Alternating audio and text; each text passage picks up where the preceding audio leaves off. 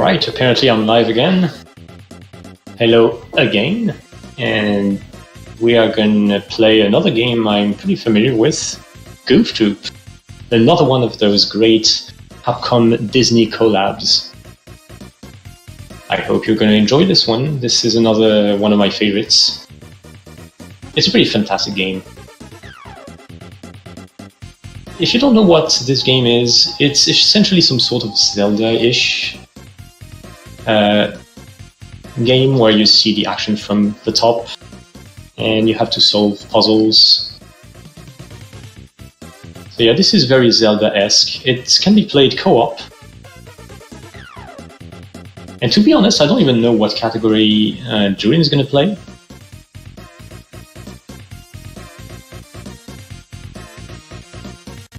If it's going to be Goofy or Max, we're going to see that.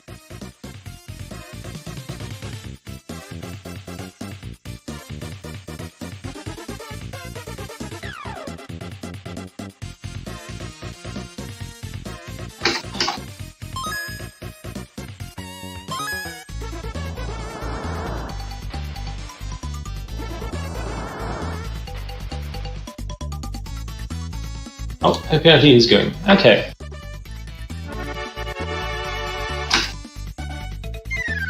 Welcome to Goof Troop. Apparently he's playing as Goofy. There's two possible choices in this game. You can play either as Goofy or Max, and there is a difference. Goofy is the strongest one, meaning like generally he can kill any enemy with just one hit by throwing one pot or one barrel, anything, at an enemy. And Max, on the other hand, is the fastest character. So usually Max is going to be a little bit faster overall, but Goofy is also a really nice category because you can, well, there's some places that he's going to be much more efficient in. First level, nothing too difficult. You have to collect the planks so you can skip over this hole, and he's going to soon be on the first block puzzle to collect a key. So this is the kind of block puzzle where when you kick a block, the block is not going to stop until it hits a wall or something. So you have to make sure you get all 4 blocks on the corresponding holes. Yeah, it takes a little bit of thinking, and it's not even easy to find the most optimal way to solve this puzzle as a speedrunner, even if you know the answer. A lot of those puzzles have several possible answers, and yeah, you have to... Yeah, it took a long time to decide which answer was the best. So yeah, this is a pretty fun game to play. So here he's making use of the grapple hook, which is probably the most OP item in the game, because you can push enemies so they will drown, and you can also bump them. And when an enemy is bumped, you can generally go through him without taking damage. So that's going to be very helpful pretty much everywhere in the game. You can also kill those small hedgehogs and some other small animals directly with the hookshot, so it's a really valuable asset. Okay, and if you don't know how the game works, well, when you take a hit, you die immediately and you restart at the end of the room. But if you take some fruit, you can get cherries, which are worth 1 heart, and bananas, which are worth 2 hearts. And if you have at least 1 heart, you will not die if you take a hit. You will instead lose all your hearts, but you will have invincibility framed and you can still keep going. You will lose all your hearts though. And if unfortunately, well, not unfortunately, if you get more than 7 hearts or more, it resets your heart counter to 0 and you get 1 extra life. So that's a way to get some extra lives. And there, yeah, he had to corner all those 3 guys to get to the boss. First boss, very RNG heavy. This is a mess. You have to just go by ear. Basically, he wants to take.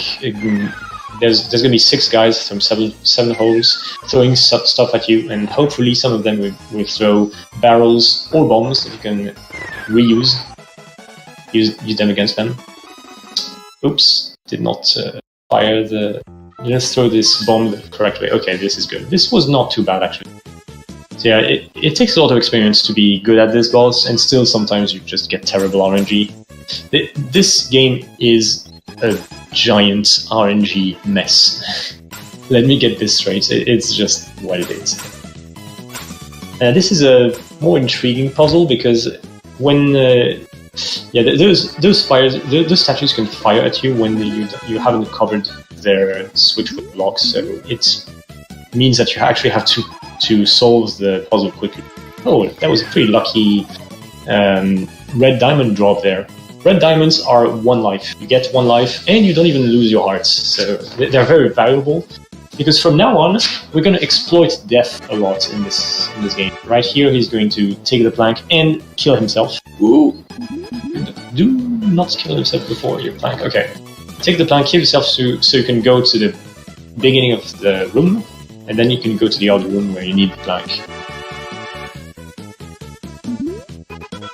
Oh, he's going for the death warp in this room, which is a bit more ballsy to go for, honestly.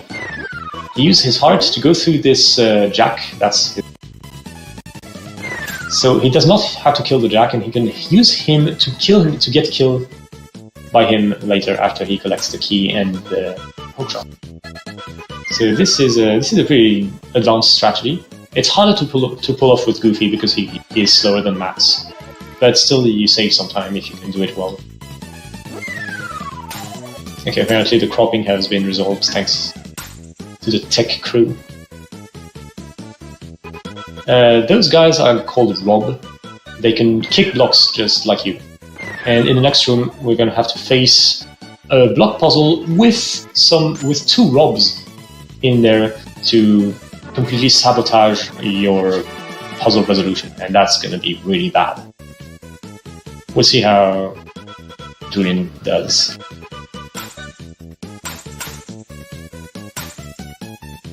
Yeah, this room sucks. It's one of the hardest to get good at. Well, it's probably going to be one of the guardians for beginners of this game. You have to know what you can do, what blocks can go to what spot. There's several ways to solve this. Fortunately, it's not one set in stone answer. Then you really have to adapt to the situation. And Julian did it really well, actually. Unfortunately, he got the bad pattern of the rolling logs, so he had to wait a little bit more. We're gonna exploit death here, or not, I don't know. He only has 1 life, so it could be difficult. Yeah, still takes death. Yeah, I believe he took the green diamond, well, the white diamond in the first level, which is an extra continue. So if he dies, if he loses all his lives, he will continue and restart on the same room with 2 more lives. So that's very useful. Generally, you want to take at least 1 continue for a marathon run, because even if you're really good at this game, anything can happen. It can really destroy you if it wants to.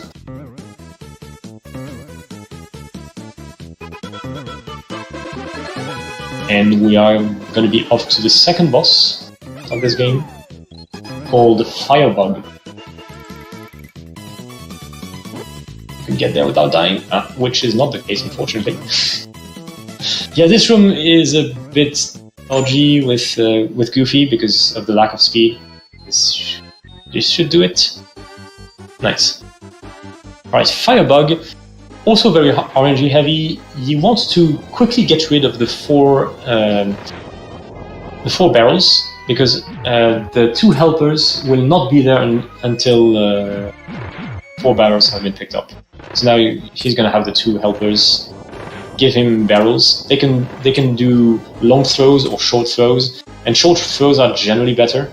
It depends on the situation. Yeah, what you want to have is the boss stuck in a corner doing this long fire thing, so you can just completely destroy him from the other side. And this was pretty good RNG, actually. So, nice. That was a nice fight. Next level, probably my favorite music, and my favorite level as well, the castle. This one is very Zelda-esque. It almost looks like a Zelda dungeon. There's going to be these switches, and you can actually throw pots to activate those switches, so you don't even need to cross those retracting, scary spikes. It's really nice. I don't know if Julian knows that there's an extra life in this room. Let's see. Yeah, he does. Okay, yeah. Yeah, he got it. Yeah, there's an extra if you can hook shot. Generally, when you play the game normally, you can get a candle item, which will extend the circle of light around you, so you can see further. But, well, if you speed on the game and you know what you're doing. And let's see if he gets good drops here. Okay, he got a banana from those spots, that's good. Next he's gonna fight against this this cannon. Only 4 hits for Goofy. It would be 5 hits if he was playing as Max. So yeah, as you can see, Goofy has an advantage in several cases when you have to kill a lot of enemies, especially. And for bosses as well. I didn't mention it, but the second boss is killed in, I believe, 10 hits by Goofy, whereas Max needs 12 hits. It's going to be the same for the boss of this dungeon. It's going to be 2 skeletons, and Goofy will kill each of them with only 10 hits compared to Max's 12. So, yeah, Goofy still has an advantage in some cases.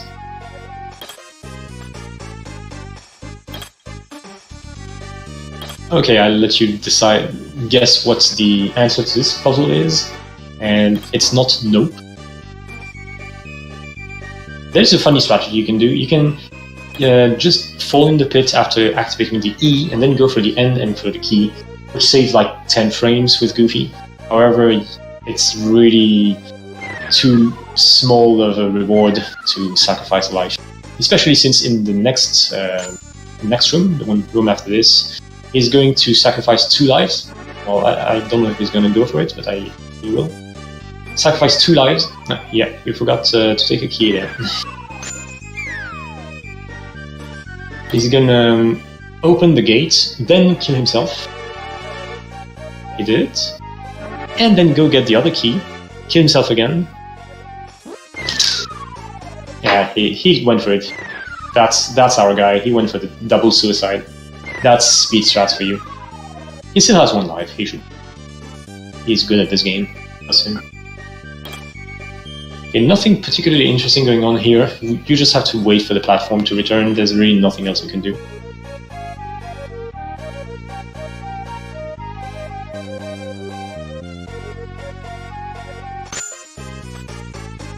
Yeah, generally I wave my hands at the music. We all do. Alright, and the 2 cannons. So the 2 cannons with 1 player, it's there's an interesting thing you can do to optimize it. You can force the cannons to shoot one another. So by placing yourself strategically, you can have one of the cannons shoot the other.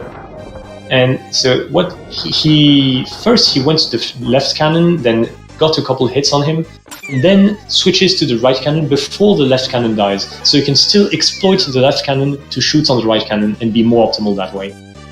It's not obvious the way it works. Yeah, it's really interesting. When this room just before just before the boss, it's really not going easy on him. Okay, yeah, alright. He's getting a couple supplies. But yeah, 0 lives, but some hearts. Okay, not enough to get another life, unfortunately. And here we go to the 3rd boss, the 2 skeletons. So this is also really difficult to optimize in a single-player setting. The 2 skeletons don't play the same way. They can jump to the left or to the right. The red one is generally more valuable because he will throw 3 bones at a time and the bones will be readily available. Whereas the blue skeleton will throw only 2 and the bones will fly around a lot before they even available. So generally you want to focus on the blue. It's better to kill him first because red is better to keep alive. But it depends on the situation. It's a fight that you have to read. You also have to count the damage that you do because after 5 damage they are susceptible to do the head spinning thing, which is terrible because if you have to deal with the head and you don't have any ammunition with you, you will lose a lot of time. So sometimes you have to count damage, make sure that you still have at least 1 bone with you in case he does the head thing. And unfortunately he can do the head twice in a row. Okay, here it was not the case. That's good, that's lucky. He could have done it twice in a row and then Julian would have been left without a bone to throw, and he would have lost several seconds. But it did not happen, so that was a pretty good fight, I must say. That was pretty nice. Alright, and he gets a banana. Yeah, here it's going to be really important to have some supplies, to have at least one heart, because in the room after this block puzzle, he is going to go through some enemies. You can either try to dodge them or kill them with the barrels thrown at you, but that's slow. The optimal way is just to take the hit. Oh, he's not taking the hit from the first toad. Okay, that makes sense because he only had one life. He wanted to spare his hearts, but now he is back on his feet, I would say. He has 2 lives. No hearts. No, 3 lives. Hey, pretty good drops there. And this puzzle on the ice, you just have to hit the 6 switches in no particular order. You just need to be fast enough because when the switch is activated, it stays active just for a certain amount of time. So you need to complete the puzzle fast enough. That's all there is to it. And some rooms are reused in this level. So you see, hey, déjà vu. Yep, this room is the same, but you have to go through it twice. And generally the optimal strategy is to have make sure you have at least one heart, so you can take damage from the first toad and go through it. But yeah, Julian did not have a heart there, so you had to use the barrels thrown at him. Now this block puzzle is arguably the hardest in the whole game. And this level is interesting because there's 2 possible routes. This is the fastest one. The other one is slower by at least 30 seconds, but it does not have this very complicated puzzle. So, as a kid, I could not figure out the answer to this puzzle, so I always did the other route. And maybe some of you did too. And this room again. A lot of rooms are reused in this level.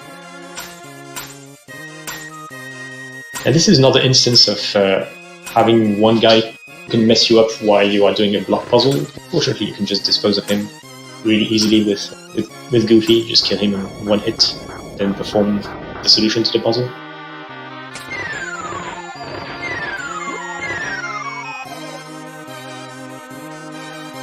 And another instance of this room, where you have to fight 3 jesters. They can catch your barrels, so they can be very annoying. It's random whether they're going to catch your barrel 0, 1, or 2 times. So you have to watch out and play by ear. Okay, Julian took a hit. I think he intends to kill himself on the red guy, and yeah, that's what he did.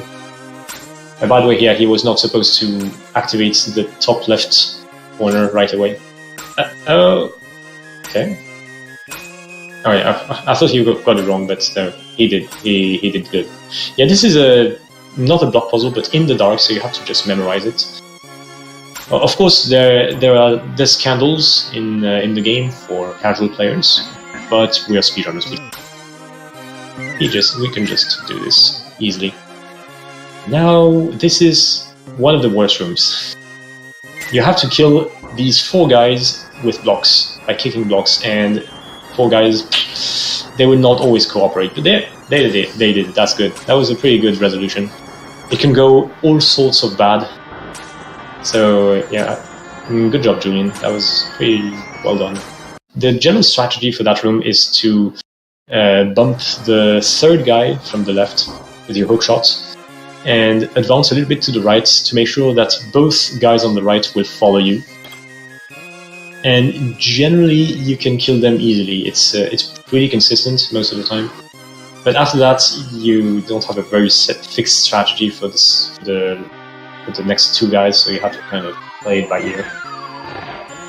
And now Julian's trying to attract these 4 guys to a corner, so he does not need to move too much. He can just kill them with his barrels. And they're all on the same side. That was pretty good. Nice. And this is the end of this level. Now we're going to go to what some people call the resident sleeper boss. Because yeah, this boss is pretty long and boring, especially with 1 player. But yeah, it's there and you have to deal with it. This boss is much more interesting with 2 players. because at some point the two caterpillars are going to come out both at the same time, and well, both players can hit each one. But here, with only one player, you can only carry one stalactite at a time, and you can only damage one of the two caterpillars. So the only strategy that you can do for one player, well, the first few times there's just one of them who is going to come out, so you just damage him and that's it, and hope that he's going to be close enough. But then when they come out in pairs, you want to make sure that you deal damage to them evenly, because the more damage they take, the faster they're going to go. The idea is that you want to have both of them being moderately fast, because if you have one of them who is really fast and the other one still unhit who is really slow, then the boss is going to be really slow. It's going to be as fast as the slowest one. So yeah, there Julian made the correct decisions. He hits the purple one, then the green one. You want to deal damage even. But that's about what all you can do to optimize this boss. To be honest, the time you get on this boss will depend more on where they're going to come out, which is random. Well, you can't predict it.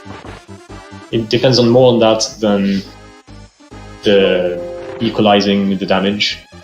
That would just save up to 2 seconds at best. But yeah, it's all we can do, so might as well do it.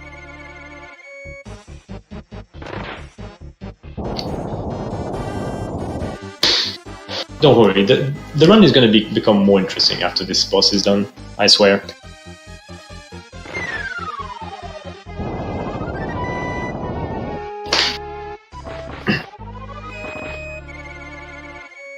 Just the green one left.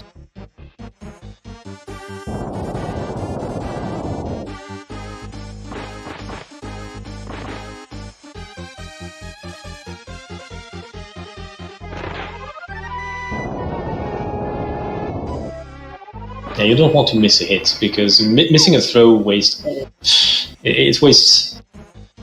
up to 12 seconds. I think it's just going to be 10 seconds because the last caterpillar was already quite fast. But still, yeah, you really don't want to miss a hit. It would probably ruin a potential world record.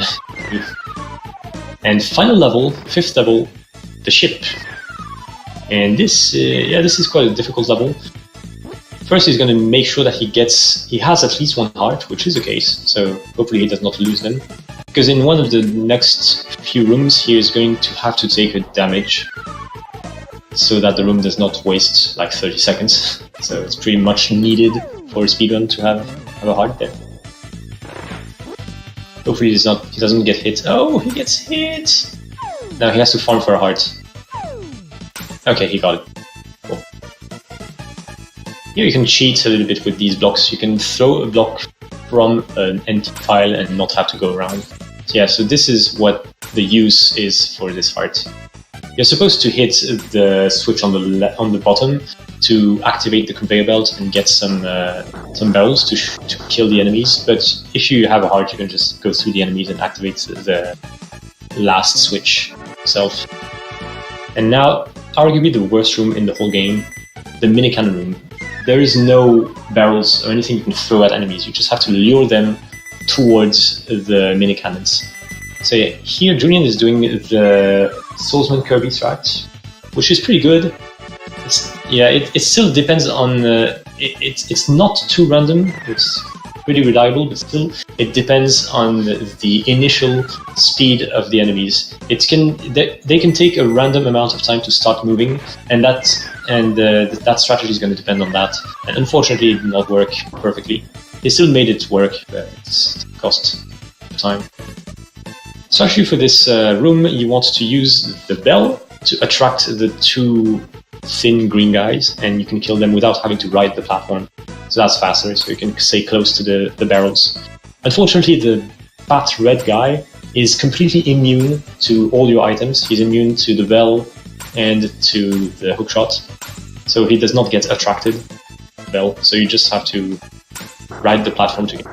Sometimes you can really get lucky, and he will, just out of pure luck, get to the left side of his platform, and you can kill him without riding the platform, and that would save time. But yeah, it's good if it happens, but you cannot force it.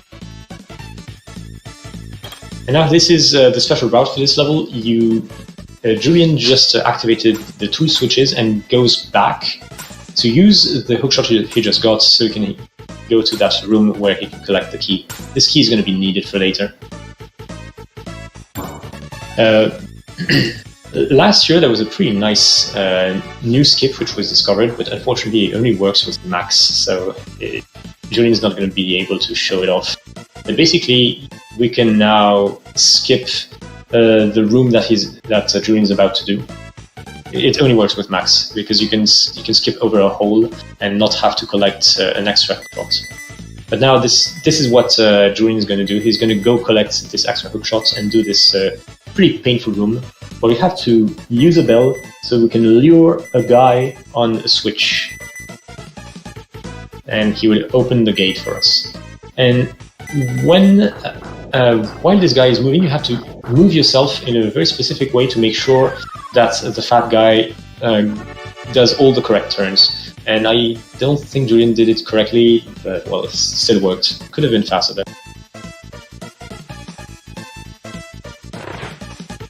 Yeah, no supplies there.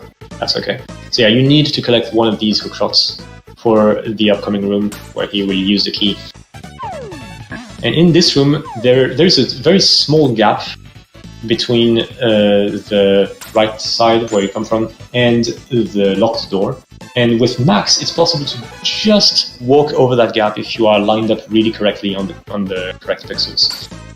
Unfortunately, Goofy cannot do it because he's not fast enough. It just doesn't move fast enough. So he cannot complete that gap in one frame. It sucks, but now thanks to that skip which was found several months ago now, last year, the Max world record has been improved by more than 30 seconds. So it was a really nice skip. Too bad we don't see it with Goofy. So the arrow platform, this is pretty random. It has, I think, 8 patterns, and you can switch from patterns to pattern randomly. You cannot predict which is going to be the next one. But there's a trick. If you stay on the bottom middle tile, you are guaranteed that one of the left or right tiles of the bottom row is going to be either up or right, so it's going to be beneficial. So that's the strategy generally to do this arrow platform. But still, it's going to be pretty reliant on luck. Yeah, it's really easy to get hit in this room with all the cannons, because Goofy's actually tall. He's not just slower than Max; he's also taller, and that counts because of the movement of the cannonballs. You can get hit more easily because you're taller. And there, Julian did the fastest way of doing this block puzzle. I think it's the fastest way for one player. I tested a lot of possible strategies, and this turned out to be the best. Oh, he did not kill the top left guy with the cannon, which is what I would recommend, but okay, that's fine. And now he's off to the final boss of this game. And Pete is what you could call a jerk, because he likes to ruin runs. He has a lot of patterns he can do. It's completely random, and there's nothing you can do to influence it. You basically want to get bombs for him, and he can do this tornado pattern where he would give you bombs, and he can also call his goons. And when he does that, when that happens, you want to keep at least one of them alive, because that's going to restrict the number of patterns that you can get from Pete. When at least one of the goons is alive, Pete can only either do the pistol or bombs. So statistically, you're going to get more bombs because Pete has fewer moves to choose from. Unfortunately, the 2 guys were killed, so now Pete is back on the main platform, and he can choose from more possible patterns. So in the end, yeah, it was better to. Would have been better to keep him alive, but you can't always decide. It's very random. This fight can be done in like 45 seconds if you are extremely lucky, and it can take more than 2 minutes if you are not lucky. this is basically the run decider. Yeah, exactly, Tinu. This guy has killed so many attempts. But yeah, this is Goof Troop for you. The game is extremely random, and at the end it gets this super random thing. Oh, and by the way, he takes 12 hits from Goofy and 14 from Max. And there we go. Ah, nice. He gave a lot of bombs at the end, so Julian just got a 29-minute run. Not bad. He made the estimate. How about that? So GG to JulianRX. Thanks a lot for running this awesome game. So if you don't do this game, I really recommend it, especially if you have a friend to play with, because this is one of the best co-op experiences you can get on all the Super Nintendo catalog. Really, I'm not even kidding. This is just such a great game. It's also a great speedrun, and the co-op speedrun is also fantastic. It's really super fast-paced, very entertaining. One-player speedruns are good too. Don't get me wrong. Alrighty. So thanks a lot, Julian, for running this. He did not lose a continue. That's worth mentioning, because he was really close to losing all his lives, but he kept going, got some good drops, made some good decisions, just played the game well, and gave us this pretty cool run.